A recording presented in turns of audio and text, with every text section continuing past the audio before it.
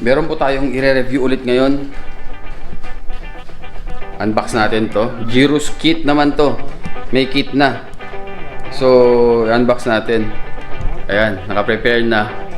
Ganyan po ang setup natin. Napaka-simple pa lang. Wala pang masyadong accessories or ano. Pero, try natin mag-improve pa.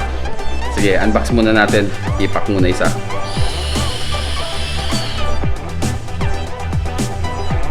Sarap. Unbox.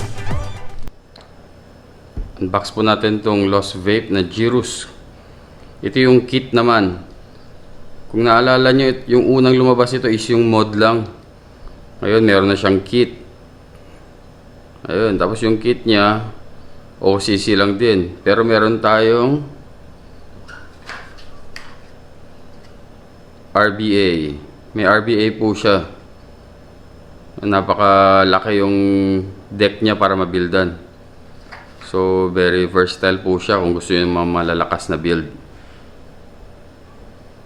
Tapos pinadalan din po tayo ng mga extra coils. Titignan din po natin to mamaya. Pero hindi kasama sa package to. Kaya nakasulat pa nga, not for, only for test, not for sale. Ayan, unbox po natin to.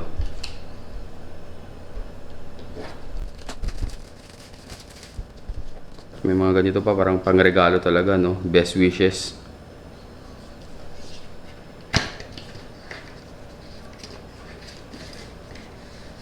So, sa box, may isa pang box sa loob. Ito yung makapal na box. Ayan. Anong color yung pinadala sa atin? Gunmetal walnut wood. Ito yung gunmetal wood. Dalawa na yung kasamang coil. UB Pro P3 naman ito. So, best for 60 to 70 watts. 0.3 po yung ohms niya. Itong isa, buksan na rin natin.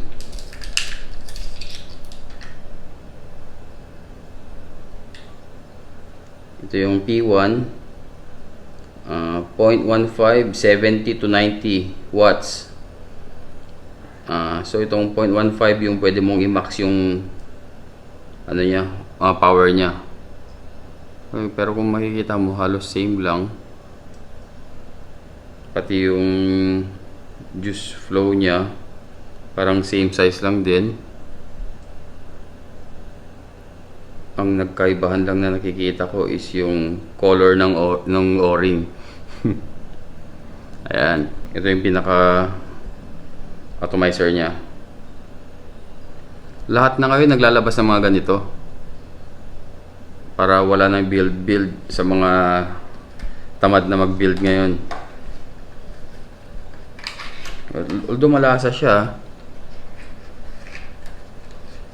Oh, meron pang isang coil. So ito rin yun, malamang kasi same color. P3 yung kasama na extra pa. 0.3. So bali tatlo yung kasama nito. 4. Yung 0.15. Tapos yung USB-C cable. Saka yung user's manual. Ayan, Lost Vape talaga, oh. Hindi tinipid. Makikita mo, colored. May manual din yung UV Pad Tank Pro. UV Pro Pad Tank.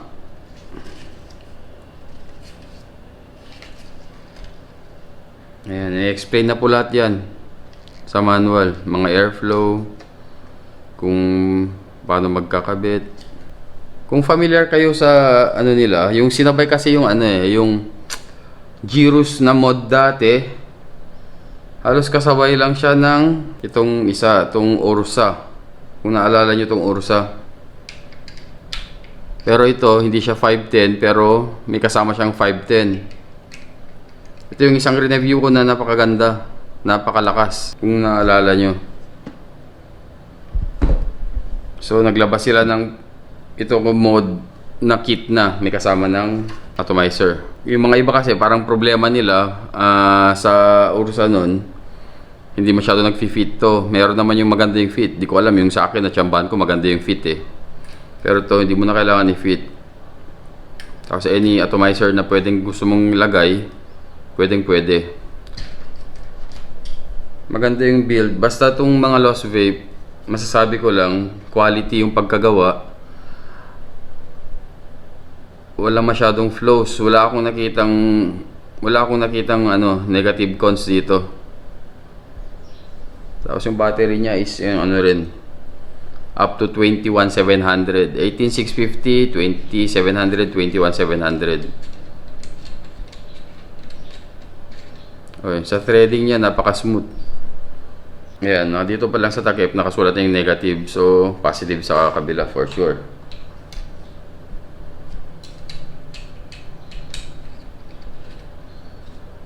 Napaka-smooth.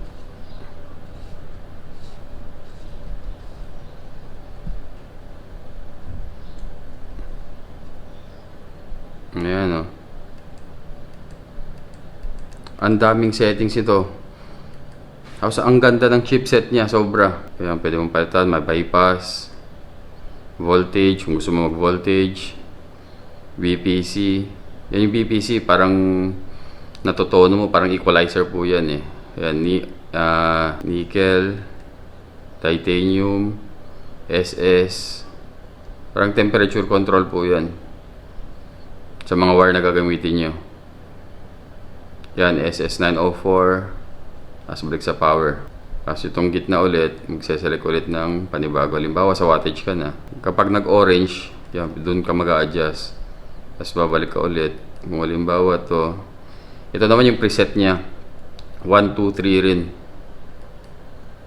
Tapos pipili ka, yan maganda. May soft, may normal, may hard. Diba? Sa mga masyadong mitikuloso sa mga mod nila, ito bagang bagay sa inyo. Tapos yung puff counter niya. Tapos yung settings. Diba? Parang ginasusan talaga sa chipset din eh. Atomizer. Ayan, wala pang nakakabit. Reading ng atomizer mo yan. Tapos yung screen. May brightness control. Tapos yung color, di ba? Ang dami. Ito yung user, yung sa preset niya 1, 2, 3. Kung reset mo na lahat. Tapos yung firmware niya is 1.00. So siguro upgradable din po yan. So back. Ayan lang. Tignan natin yung atomizer niya. Magkakaroon din po tayo nito na individual na atomizer. Itong UV Pro. Dito tayo maglalagay ng coil. Sige, try natin itong yung malakas na. Itong blue.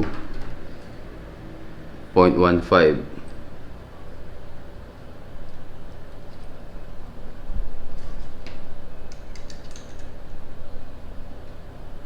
Yan, any direction yan. Kasi ito yung contact na niya mismo.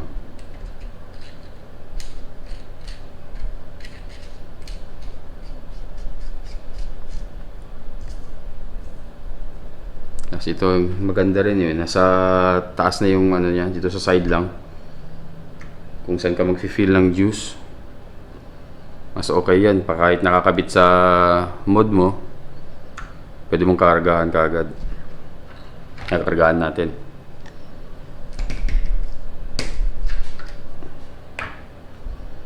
Anyway, tignan natin yung capacity. Ayan, yung bali yung capacity niya is 5 ml. Kakargahan natin.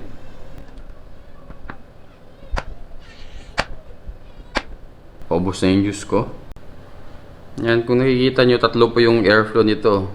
1, 2, 3. Masusubukan din natin to, tapos on-hand review na natin. Tara, hipakin na natin. Ayun, bale, nasubukan ko na po ito dati. Yung OCC niya, same lang sa Ursa. So kung familiar kayo sa Ursa, same lang yung OCC niya.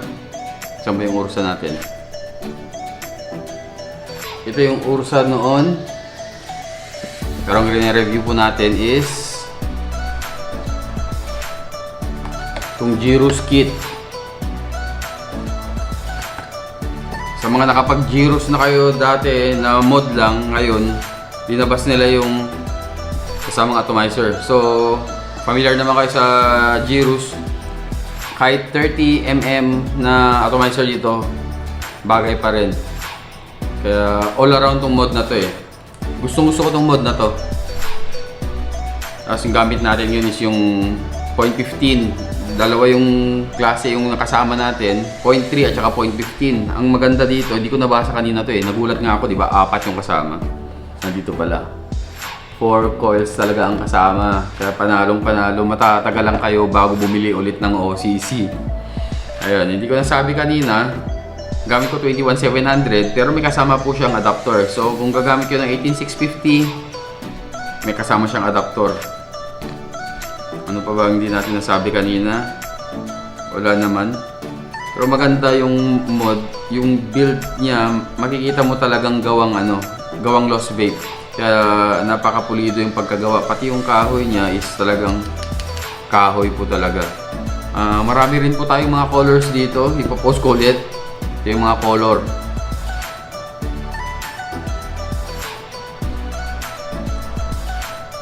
Ayun, sa paghihipak po naman nito, sa lasa niya, nag-expect ako ng siguro may konting difference sa Ursa natin before kasi magkaiba sila ng airflow.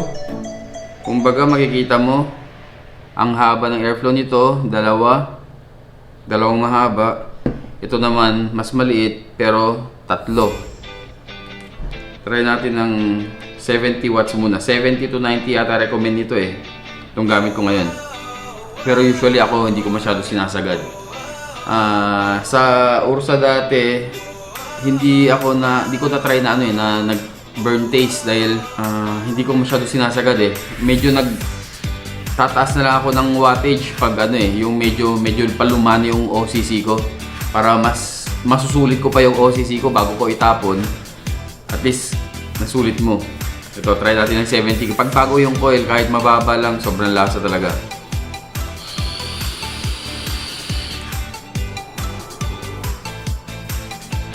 Maluwang po siya kung naka-wide open yung 3 holes. Bale, naka-synchronize naman yan eh. Kung i-half mo yung isa, lahat yun mag-half talaga.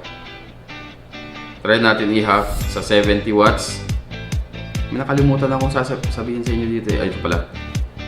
Itong drip tip niya is 810. So, pwede nyo palitan yung drip tip niya. Kung ano yung mga favorite nyo na drip tip, pwede po dyan. 70 watts. Half open muna.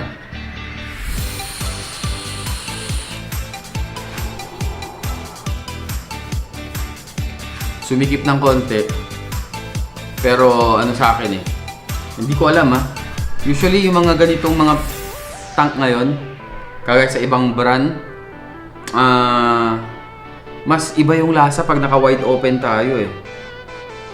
Parang nandun yung siguro microspit na nalalasahan mo talaga yung juice, kaya mas prefer ko talaga kapag wide open. So kapag naka-wide open natin, try nga natin isagad ng 90. 100 pa lang maximum nito Ayan, 100 watts ang maximum nito. Kapag nag-up ka pa, round robin yan, babalik sa 5. Maganda yun kasi kapag in-steady mo naman yung up, mag-i-stop siya talaga sa 100. Hindi siya magbabalik sa 5. Pero pag pindot mo ulit, yun, babalik sa 5. Kaya okay yun. Hindi yung kapag na-up mo, 100 tapos 5 gagad, hindi. Mag-i-stop siya sa 100. So, try natin sa 90 watts. Pero 49% na lang yung battery ko pala. Naka-normal po tayo. Then ita-try po natin yung hard.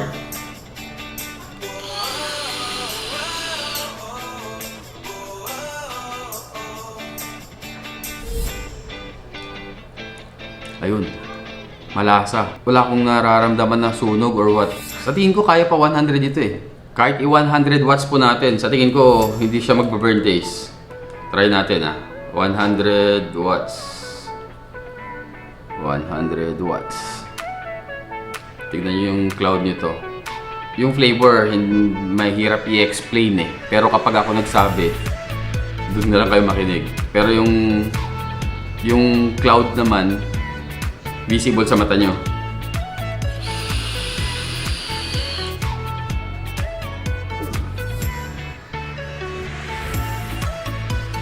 Diba? Lakas. Kaya. Isa pa.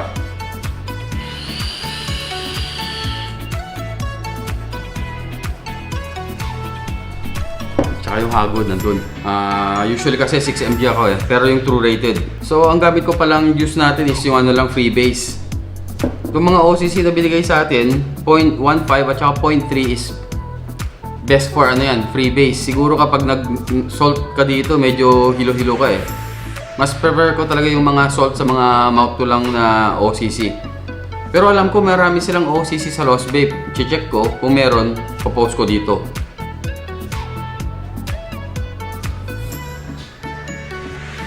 Gaya ng sinabi ko, ano naman to, 510. So kahit anong atomizer na favorite nyo, RDA, RTA, bahala kayo kung gusto nyo yung pad din ng kabilang brand. Pwede rin. Ito mas maliit ng konti. Tingnan natin yung fitting niya.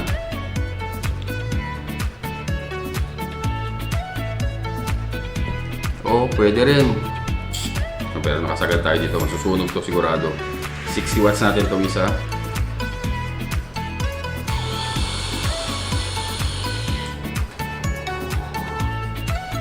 Hindi na-compare niya yung usok. Na-compare niya yung usok sa kasamang Lost Vape. Isa pa.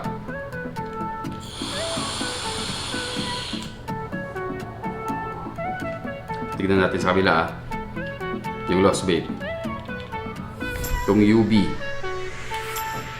Pro Coil. UB Pro Tank.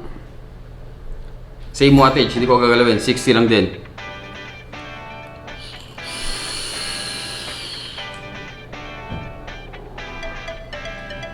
Kayo na bahala humusga. Comment nyo na lang kung sino yung mas malakas.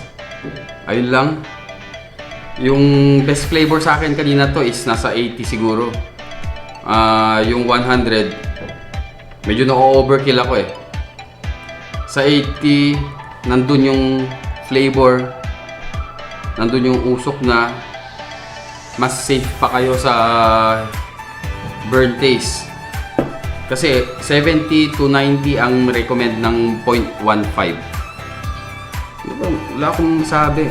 Kagaya before, wala akong nasabing ano dito eh. Wala akong nakikitang cons. Kasi alam ko na to eh. Pati dito eh. Pero to kapag hindi nagamit talaga, no? Kapag hindi nagamit, nagli-leak. Normal yan sa mga OCC. Actually, it's very normal. Kapag hindi mo nagamit na ano, ng siguro 1 month, ito more than 1 month ko na nagamit eh. 2 months na siguro hindi ko nagamit. Kaya pag open ko, ay basa, pinunasan ko kaagad. Kasi kapag hindi mo nagagamit kasi yung cotton, yung juice, nandun lang, tapos hanggang tutulo na lang siya. Kaya very normal. Pero doon na lang sa span, kung gaano mo katagal na hindi nagamit, meron yung mga OCC na hindi mo nagamit ng mga 5 days, nandyan na, may juice na. Meron naman yung mga OCC na hindi mo nagamit ng umabot ng 1 month, ayan naman. Kaya ito naman, 1 month, dun pa lang.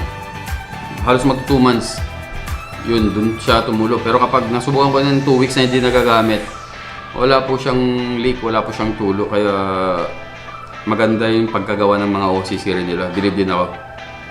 Ulitin natin, sarap eh. 80 watts. Ay, gawin natin yung normal sa hard. Ayan. Hard.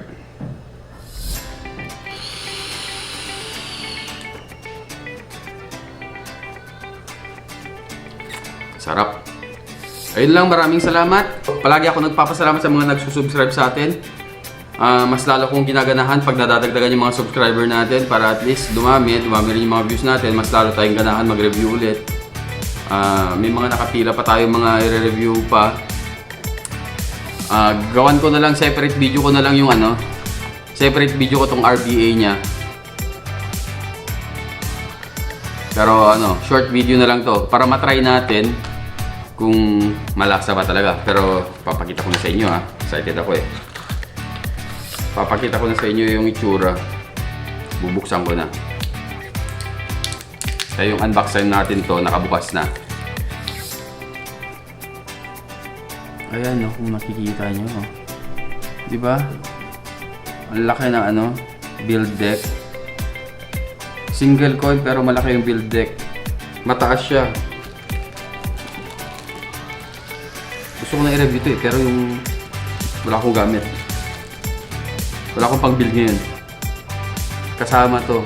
Napaka-importante mag-burn sa RDA para matono nyo. Kasi kung hindi nyo natutono yan, pwedeng sa side lang isang side lang yung nag-hit or sa kabila or sa gitna. Kaya napaka-importante mag-tono sa RBA. Ayan kasama yung adapter niyang 510. So, pasok nyo lang kahit anong mode na gagamitin nyo, pwede. Ayun, separate review na lang po natin to.